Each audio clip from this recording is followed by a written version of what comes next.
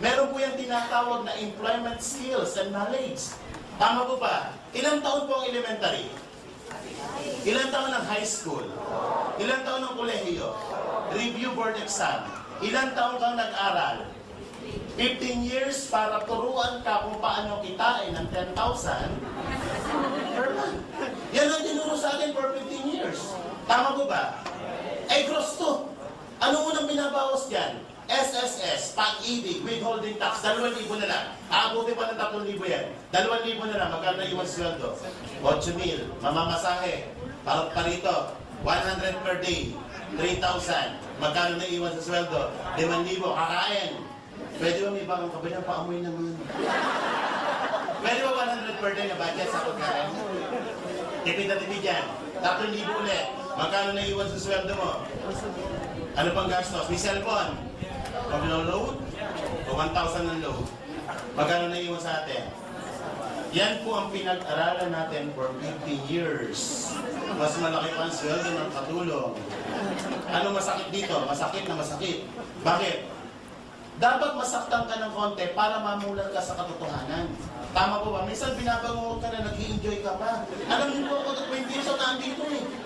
Alam niyo, for 20 years ko sa employment, ang naipon ko po hindi pera. Payslip. Pagdating ng payroll, inire-remit ko na sa asawa ko, payslip. Kaya ako yung taong gigil na gigil. Kaya nung nakita ko, hindi ko na pinakawalan po. Walang kapital. Automatic inabukasan yung Bombay, ang pinag-initan ko. Nakita niyo naman, nangyari ngayon. 3 months, bayad lahat yun. At maganda nito, kinapaunang kong utang. Ilan po ang credit card ko? Mahigit 5 ang credit card ko. Ang dami ng mga personal loan. Kaya wala po na iwan sa sweldo ko. Yung sweldo ko, binabayad ko sa mga bangko.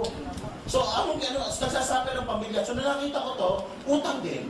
Yung utang ko, umutang pa ako para sa negosyo. Ang maganda po nito, lahat ng utang na bayaran. Dating apartment na tinitirahan ko, ngayon nasa bagong kondo po ako, 3.2 million.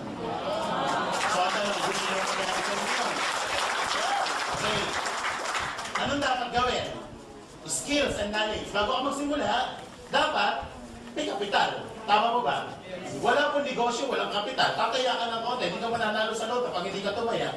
Kahit araw-araw kung lumakad ang panhood sa Quiapo, at hindi ka naman tumataya ng loto, hindi ka mananalo. Tama po ba? You have to invest. You have to invest your time, your energy, and your money. Ito po ba ito pag sinunod nyo ganito yan? Friend, ito sabi mo sa message, sa right message sa cellphone mo, friend, favor naman. Meron akong business na bubuksan. Kailangan ko ng 8,000 na kapital. Pero may 7,000 na ako dito, 1,000 na lang kulang ko. Kaya wala ako 7,000. 1,000 na lang kulang ko. At alam mo, friend, ikaw talaga ang kamuli-huli ako ng kaibigan malalapitan. Then option, send to all. Pinabukasan, solve na yan. Pag nakakiram ka, mag-join ka na kagad. At itong 8 kaibigan na nagpayroon sa'yo, balikan mo. Bilang pagtanaw ng utang na loob. Yan ang paliwanagan mo ng produkto at bentahan mo. Hindi makakatanggi ang 8 yan. Bakit? Di utang ka. Pwede ka magaling friend, yung bayad ko ha. Eh, 1,2 yan. 1,000 lang utang ko sa'yo. Ikaw may utang sa akin. Mabaliktad ang pangyayari. Pag hindi kaya 1,000, maghanap ka lang sa 6. Utangan mo lang tignan 500 lang. Tama po ba? Kung hindi kaya, 30 na lang kayo, friend. 50 na lang kayo, please. Hindi ko rin kaya, isang araw ko na yan. Eh, 64. Hindi ko 125 na lang. May bigat pa rin yan. May nakilong bigas din yan. Pag ito na inuutang mo sa kaibigan mo, isa na ibig sabihin niya.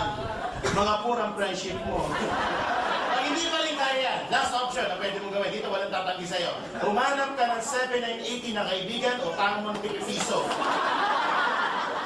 Anong point mo? Maraming paraan. Tandaan nyo pa po, pag gusto, maraming paraan. Pag ayaw, maraming dahilan.